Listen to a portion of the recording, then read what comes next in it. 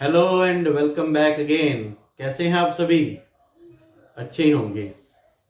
तो क्लास 10 आज हम चैप्टर नंबर 12 जो कि एरिया रिलेटेड टू सर्कल है वो शुरू करने जा रहे हैं। Area related to circle. देखो, सबसे पहले हम करेंगे सर्कल की डेफिनेशन।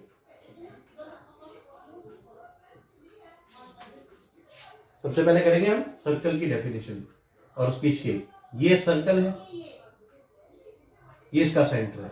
ये आप शुरू से पढ़ते आ रहे हो, लेकिन जब इसको डिफाइन करने की बात आए तो आप कैसे डिफाइन करोगे? इट इज पाथ, या पाथ लिखो या लोकस ऑफ लिखो। Locus of all points which are at equal distance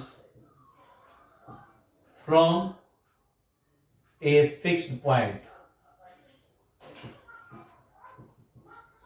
मतलब ये फिक्स पॉइंट है। इस फिक्स पॉइंट से जितने भी इक्वल डिस्टेंस हम यहां ड्रॉ करें, इनफाइनाइट हो सकते हैं, उन सबका रास्ता है, पाथ है, लोकस है। ठीक है। और क्या हम कह सकते हैं इसमें?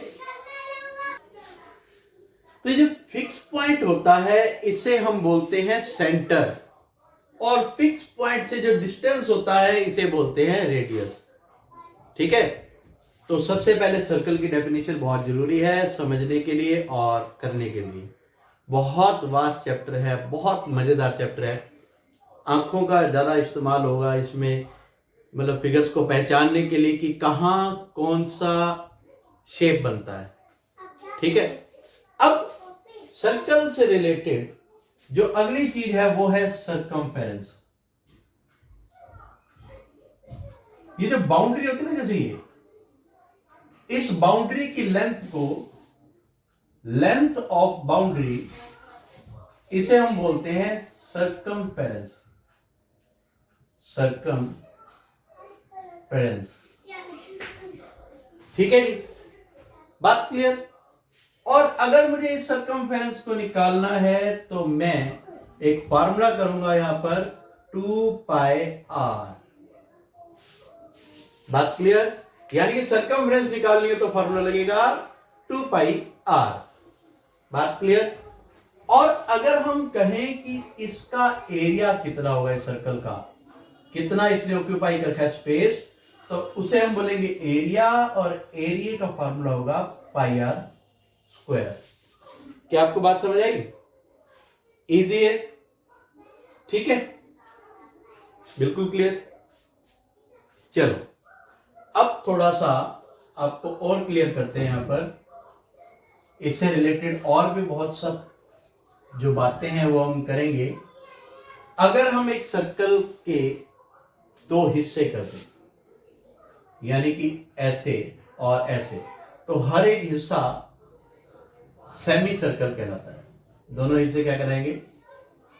Semi circle.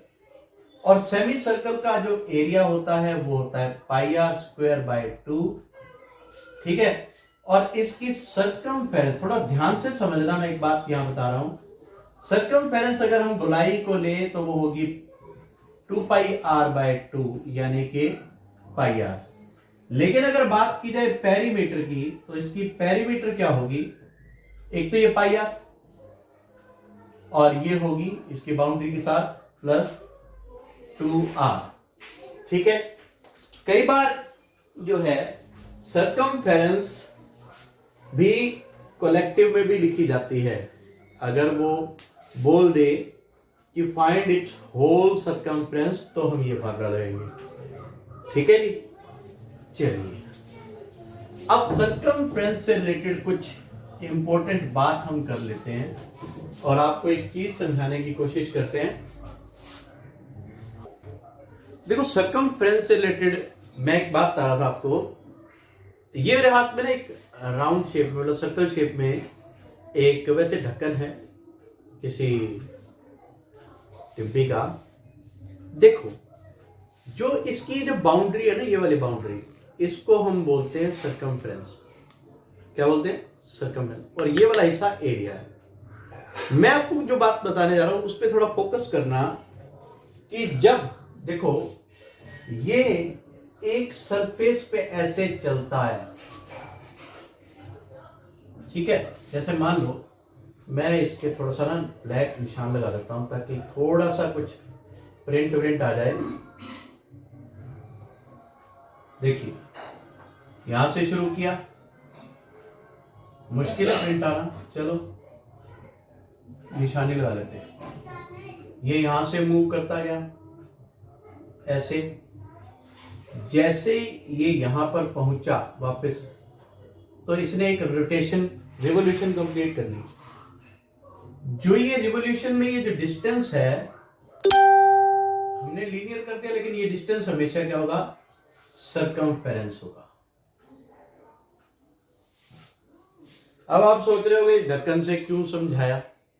देखो यार, ये जो ढक्कन है ना, ये ढक्कन को मैं टायर मान रहा हूं। एक टायर, जैसे ये टायर है, ये यहां से चलना शुरू हुआ, देखो यार ऐसे, जैसे इसका एक सर्कल पूरा हुआ, ऐसे एक सरकमफ्रेंस पूरी हुई, एक रिवोल्यूशन पूरा हुआ, एक रिवोल्यूशन पूरा हो गया यहां पर, तो ये रिवोल्यूशन एक्चुअल में एक डिस्टेंस है। इसी बेस पर हमारी जो कार्स हैं वो स्पीड बताती है, ठीक है। जैसे मान लो जब एक रिवोल्यूशन इसने लिया, मान लो चल के यहां तक गया, तो चलने के बाद एक रिवोल्यूशन में जितना इसने डिस्टेंस ट्रेवल किया वो मैं फिर से बता रहा हूं कि वो 2πr होता है। ऑब्वियस सी बात है, ठीक है। अगर आपको किसी क्वेश्चन में ये कहा जाए कि डिस्टेंस ये है, मान लो कोई डिस्टेंस दिया हुआ है और कहा जाए कि इसकी सरकमफेरेंस कुछ है, तो जैसे हम डिस्टेंस बाय सरकमफेरेंस करेंगे तो हम कह सकते हैं कि नंबर ऑफ रिवोल्यूशंस है, ठीक है। एक बात तो ये क्लियर होगी। गाड़ी के सिद्धांत पर देखें तो हम कह सकते हैं कि डिस्टेंस कितना होगा? Circumference multiply number of revolutions. थोड़ा राइटिंग गंदी हो गई, थोड़ा टेढ़ा खड़ा होना इसमें, फिर भी बता देता हूं। डिस्टेंस क्या होगा? Circumference equal to number of revolution, और distance by circumference equal to number of revolutions. ये जरूर ध्यान में रखना, बड़ी हेल्पफुल चीज है। आई होप इससे समझ आ गया होगा कि ये कैसे, जब ये प्लेन सरफेस पे चलता है तो जैसे इसका एक गेड़ा चक्कर पूरा हुआ, ऐसे एक चक्कर पूरा हुआ तो इसने डिस्टेंस ट्रेवल किया, दूसरा चक्कर करेगा तो दूसरा डिस्टेंस ट्रेवल होगा। बात समझ आई? तो अब समझते हैं हम एक्सरसाइज के बारे में। एक्सरसाइज हम 12.1 आज करेंगे। बड़ी ही आसान एक्सरसाइज है, बड़ी ही मजेदार एक्सरसाइज है। इस इंपॉर्टेंट रिजल्ट को जरूर ध्यान रखना जो मैंने आपको बताया। पहला क्वेश्चन है, रेडियाई ऑफ 2 सर्कल्स आर। दो अलग अलग सर्कल्स हैं। रेडियस ऑफ फर्स्ट सर्कल हमें दिया हुआ है, रेडियस ऑफ फर्स्ट सर्कल हमें दिया हुआ है 90 सेंटीमीटर, और रेडियस ऑफ सेकेंड सर्कल हमें दिया हुआ है 9 सेंटीमीटर। मैं इन दोनों को ब्रैकेट में R1 और R2 लिख देता हूं। कहता है कि दो सर्कल की सरकमफेरेंस को जब जोड़ा गया तो एक नया सर्कल बनाया गया। जब दो सर्कल्स की सरकमफेरेंस को ऐड किया गया, मतलब अगर ये देखें तो आप ये समझ लो इसके चारों ओर एक धागा लगा दो, उसे निकाल लो। एक दूसरा 9 सेंटीमीटर का सर्कल लेके उसके धागा लगा दो। अगर बात समझ नहीं आई तो मैं एक और ऑब्जेक्ट लेता हूं। चलो मैं वापस आ गया। एक सर्कल ये रहा, ये देख रहे हो, इस सर्कल के चारों ओर धागा लगा दो। मान लो इसकी रेडियस है 19 सेंटीमीटर। इसकी रेडियस कितनी है? 19 सेंटीमीटर। एक सर्कल ये, बात समझ आई? साइड में रख देते हैं। दूसरा सर्कल है ये, इसकी रेडियस है 9 सेंटीमीटर। तो दोनों के चारों ओर एक धागा पूरा लगाकर उन दोनों के थ्रेड को इक्वल मतलब बांध दिया जाए या चिपका दिया जाए तो एक बड़ा धागा बन जाएगा। उस धागे से एक और सर्कल बनाया गया। तो इससे रिजल्ट क्या मिला कि छोटे सर्कल की सरकमफ्रेंस प्लस यानी कि इस छोटे 9 सेंटीमीटर वाले की सरकमफ्रेंस प्लस इस 19 वाले की सरकमफ्रेंस, अच्छा मैंने दिख रहा क्या, 19 वाले की सरकमफ्रेंस, दोनों का जो सम है वो तीसरे सर्कल की सरकमफ्रेंस के इक्वल है। बात समझ आई? कैसे? कैसे तो बता ही दिया, अब इसको एक्सप्रेस कैसे करेंगे। Let radius of required circle या थर्ड सर्कल जो भी हम लिखना चाहें is equal to R3 according to question 2 pi R1। अरे यार मैं लिखूंगा circumference of first circle plus circumference of second circle is equal to circumference of third circle. ठीक है जी। तो सर्कमफ्रेंस ऑफ फर्स्ट सर्कल क्या होगी, 2 पाई R1 प्लस ये होगी 2 pi R2 is equal to 2 pi R3। 2 pi इसमें से common ले लीजिए, R1 plus R2 is equal to 2 pi R3। 2 pi से 2 पाई कैंसिल, R1 की value 19 plus 9 is equal to R3 और R3 की वैल्यू आ जाएगी 28 सेंटीमीटर। क्लियर है जी? प्लीज वीडियो को पॉज करें और नोट करें। क्लियर? अब मैं सिर्फ इतना ही हिस्सा रब कर रहा हूं, क्यों? क्योंकि मुझे लिखने की दोबारा जरूरत नहीं पड़ेगी। सेकंड क्वेश्चन क्या कहता है, रीड करते हैं।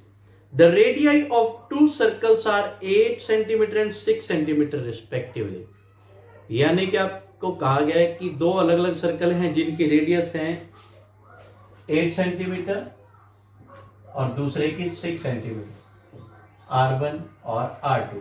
थर्ड की मैं मान लेता हूं let radius of third circle that is equal to R3। ठीक है जी।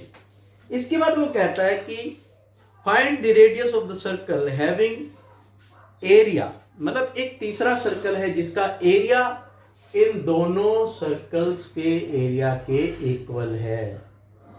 ठीक है, तो हम क्या करेंगे, area of circle 1 plus area of circle 2 is equal to area of circle 3। Third circle हो गया।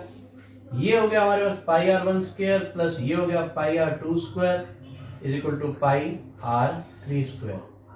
पाई कॉमन लेंगे, R1 का स्क्वायर प्लस R2 का square is equal to pi R3 का स्क्वायर। पाई से पाई कैंसिल, R1 की वैल्यू है 8 का स्क्वायर प्लस ये है 6 का स्क्वायर इक्वल टू R3 का स्क्वायर। ये हो गया 64 plus 36 is equal to R3 का स्क्वायर।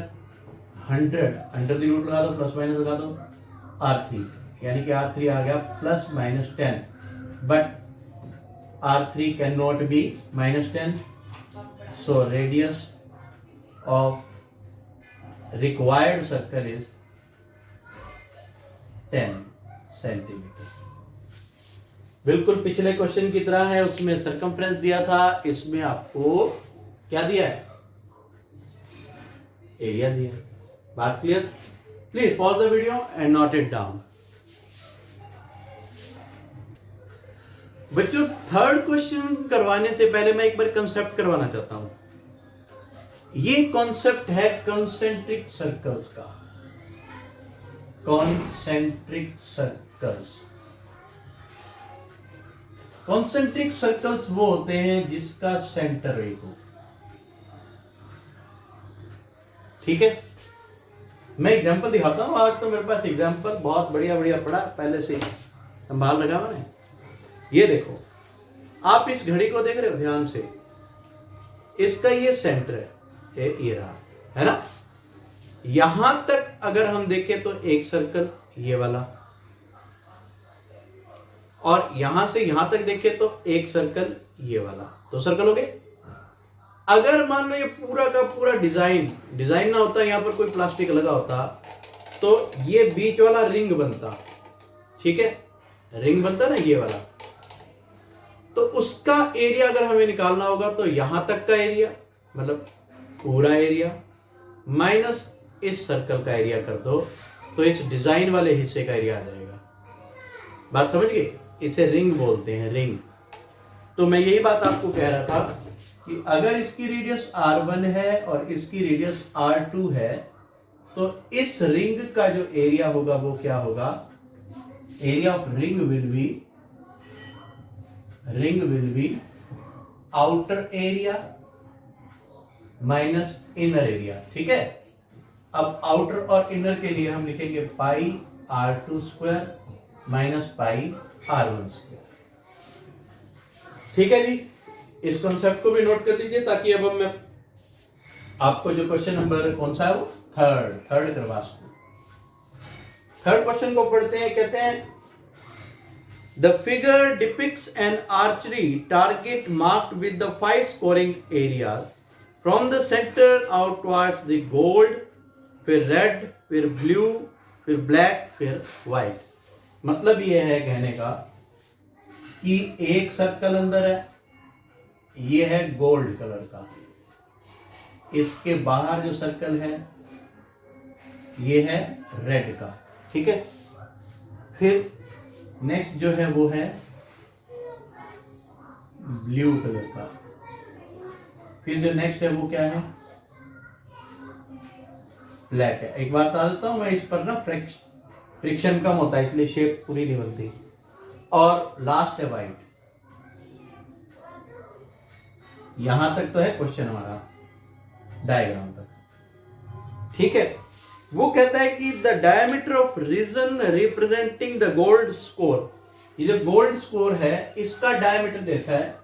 हम लिख देते हैं यहां पर diameter of circle 1 that is 21 centimetre. ठीक है, तो रेडियस ऑफ सर्कल 1 क्या हो जाएगी? रेडियस ऑफ सर्कल 1 मैं इसे लिख देता हूं r1, साथ में लिख लेता हूं 21/2 और ब्रैकेट में लिख लेता हूं r। आप ये बात में समझ जाएंगे कि क्यों लिखा है 10.5, यानी कि r1 भी लिख दिया, इसको r भी लिख दिया मैंने। r1 इसलिए क्योंकि मैंने बताया अभी पहला सर्कल के लिए r1 लिखते हैं, दूसरे के लिए r2, r3, कुछ भी लिख सकते हैं, उससे कोई फर्क नहीं पड़ता, लेकिन हम r1 r2 लेके ही चल रहे हैं। थोड़ा सा बात को समझना है हमने। फिर ये जो मैं कर रहा हूं सिर्फ और सिर्फ कैलकुलेशन को इजी करने के लिए आपको समझा रहा हूं बात। अब रेडियस ऑफ सर्कल 2 पढ़ लेते हैं थोड़ा सा। कहता है कि अदर बैंड्स की जो विड्थ है, ये जो विड्थ है इसके बीच में देखो, ये गोल्ड के बाद यहां जो विड्थ देखिए वो 10.5 देखी है। थोड़ा सा मैं डायग्राम समझाता हूं इसका दोबारा से अलग से भी। ये मान लो गोल्ड एरिया की यहां से रेडियस होगी 10.5। फिर उसके बाद जो दूसरा एरिया है वो रेड एरिया, इसको बढ़ा दिया 10.5, इसकी विड्थ देखिए, तो इसकी रेडियस कितनी हो जाएगी? 10.5 और 10.5 21। या हम कह सकते हैं अगर ये r है तो बाहर वाले की रेडियस क्या हो जाएगी? 2r हो जाएगी। ठीक है, अब मैं रब करके यहां लिख रहा हूं सर्कल 2, इसे लिखेंगे r2 10.5 प्लस 10.5 यानी कि 21, या हम कह सकते हैं 2r। ठीक है, ऐसे ही थर्ड जो सर्कल है उसकी रेडियस हो जाएगी 3r। लिख रहा हूं बस आप समझ लीजिए बात को। सर्कल 4 r4 हो जाएगी 4r, circle 5 r5 that is 5r। ठीक है जी, अब हमें निकालना है हर एक स्कोरिंग एरिया का एरिया। तो हम पहले निकालेंगे area of gold reason. Gold reason का जो एरिया होगा वो होगा पाई r स्क्वायर, पाई 22/7, r है 10.5 या 21/2।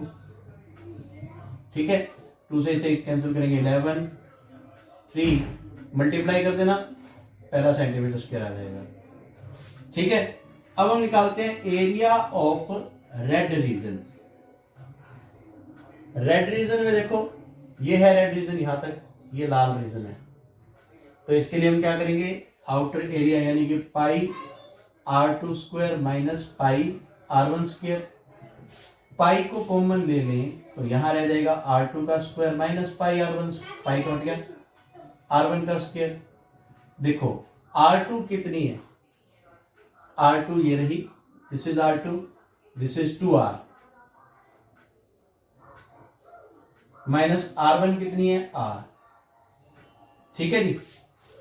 और सिंप्लीफाई करें इसे, ये बनेगा पाई 4R²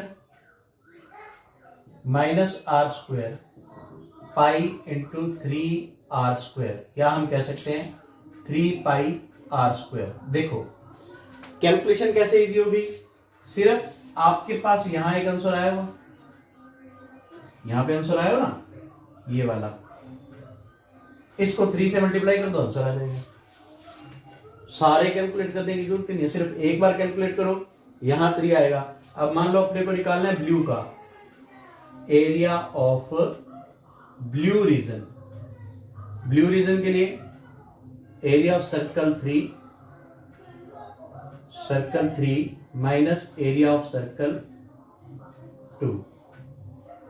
थर्ड सर्कल की रेडियस कितनी है 3R, ये हो गया पाई 3R का square minus pi second circle की रेडियस कितनी है 2R का स्क्वायर, ये हो गया 9πr² minus 4πr² is equal to 5πr²।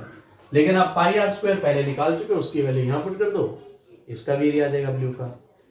इसी तरह से आप ब्लू का, फिर ब्लैक का, और फिर लास्ट में व्हाइट का एरिया निकाल सकते हैं, और इजीली निकल जाएगा। I am very much sure. Yet you have any problem, then please contact me at my WhatsApp number or at the YouTube channel। कहीं पर डाल दीजिए, मैं तो हमेशा तैयार हूं, ठीक है। अब करेंगे हम, पहले से नोट कर लीजिए, फिर हम अगला क्वेश्चन करते हैं। फोर्थ क्वेश्चन पढ़ रहे हैं हम। The wheels of a car are of diameter 80 centimetre each, how many complete revolution does each wheel make 10 minutes when the car is travelling at the speed of 66 kilometre per hour. पहले हम जो credential दे के वो लिख लेते हैं। Fourth question में radius of wheel 40 centimetre, ठीक है। तो यहां रेडियस हो गई 40 सेंटीमीटर, और क्या दिया हुआ है, speed of car that is 66 kilometre per our. देखो भाई, ये सेंटीमीटर में है तो इसे भी सेंटीमीटर में बदलना पड़ेगा, ठीक है।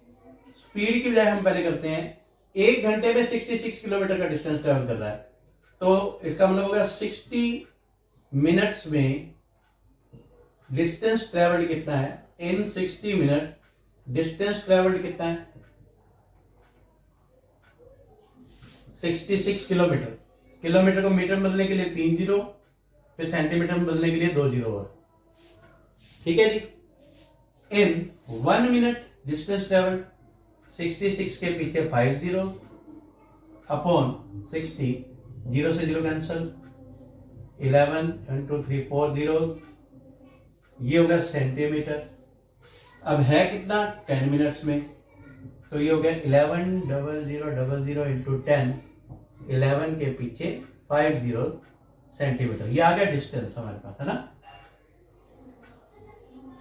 ये रेडियस ऑफ व्हील दे रखा है। हमने नंबर ऑफ रिवोल्यूशन का आपको फॉर्मूला बताया था अभी, क्या बताया था, प्रैक्टिकली बताया था, डिस्टेंस ट्रेवल्ड बाय सर्कमफेरेंस, यही बताया था। तो डिस्टेंस कितना है, 11 के पीछे 5 जीरो, बाय में 2πr, 11 के पीछे 5 जीरो, 2 इंटू पाई 22/7, R 40, 0 से 0 कैंसल, 2 की टेबल पे कैंसल करें, 3 जीरो, 4 की टेबल पे कैंसल करें,